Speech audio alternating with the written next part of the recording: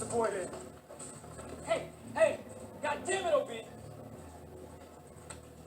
It's gonna be okay, baby, right? You're gonna go and Hack and Letty, and they're gonna get you someplace safe. Are you coming too? We're gonna be right behind you. Okay?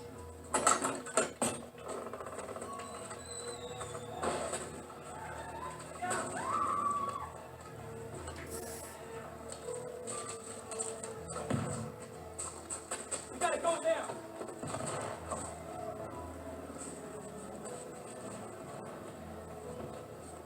Hey, get your thumb out your mouth, boy. OB, come on. We gotta go. Be strong.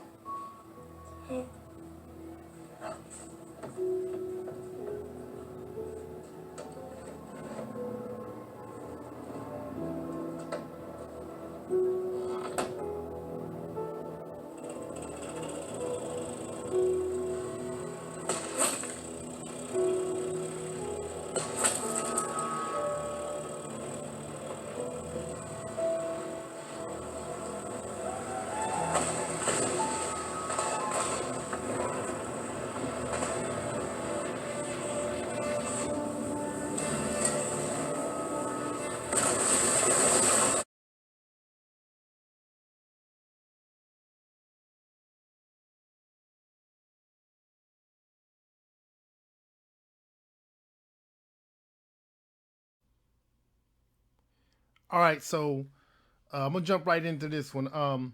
What y'all just saw there was a video and some facts. You know, some facts about the destruction, the bombing of Tulsa, Oklahoma in 1921. The video footage is from the new show Watchmen that's on Amazon. But I suggest checking it out. It's pretty good. It doesn't quite just fall in line with that. It builds off of it, but just check it out. But anyway, so that that fictional account, that fictional representation of what actually did take place, makes me want to bring it up. I mean, I've talked about it before in different forums and in personal conversations and whatnot. But I just want to use that to highlight an idea or a perspective, right? So we get 400 years of slavery, right? Or if you don't want to believe slavery began the moment we set foot over here, if you want to believe something different, then that's fine. So you can go with the textbook version of 1619 is when it began, which I don't buy. But if that's what you want to buy, that's fine.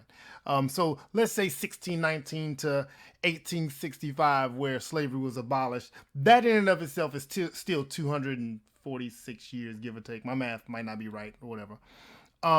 So we get that, right? So we get, however you want to slice it, 200 plus years of slavery. 400 is what I'm going to go by, but whatever you choose to go by.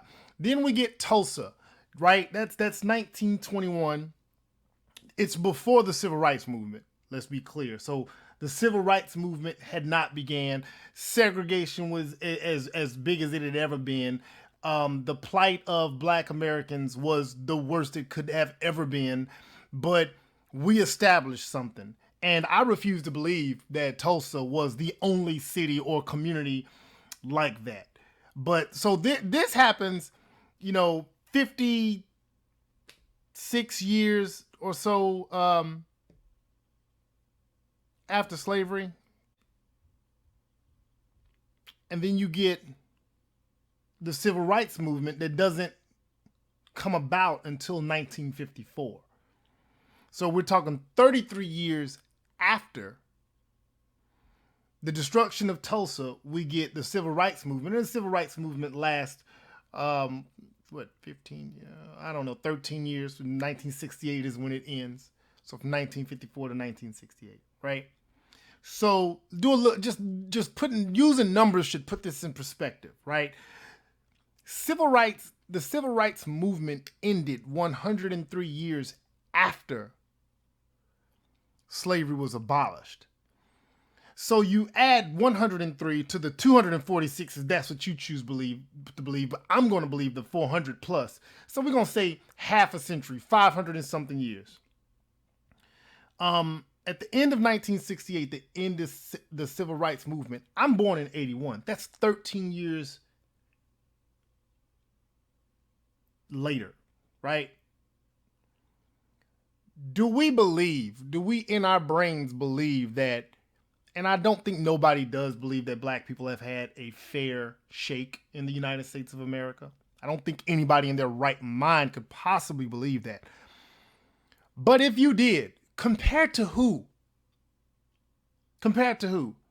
Because at no point have we had 500 plus years to get it figured out. I mean, America as itself, and I don't want to say America, the United States is technically 243 years old if you count from the Declaration of Independence, right?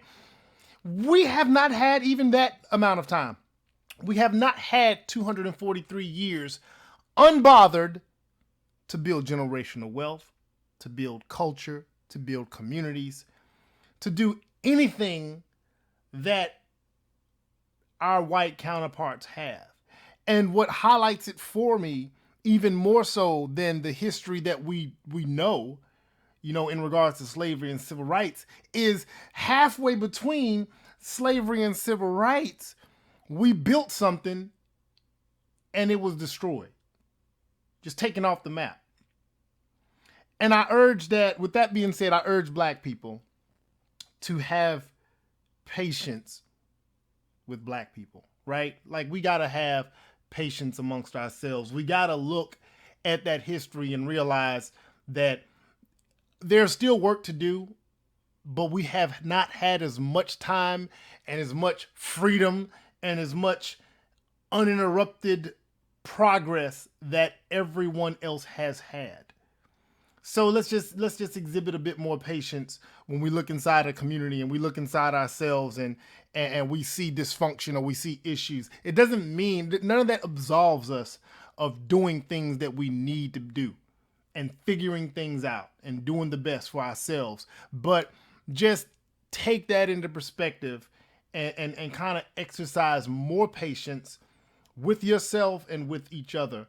And that's pretty much all I got to say about it. I'm looking forward to the show myself. HBO usually does some really dope series, as we all know, and I'm glad to see this one. I'm not a fan of the repeat, slave history movies and shows and this, that, and third, But I will say that history being brought back up, I know a lot of people do say, oh, if you keep bringing it back up, we can't get over it. No, we don't need to get over it. And it does need to be brought back up. And the truth needs to be told constantly. And anybody saying otherwise is foolish, because no other group sits back and says, oh, please don't bring that up. I never hear Jewish people say, oh, please don't bring up the Holocaust.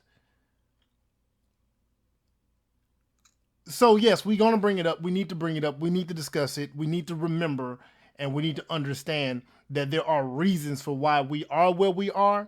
But even with those reasons, we can do better. We will do better.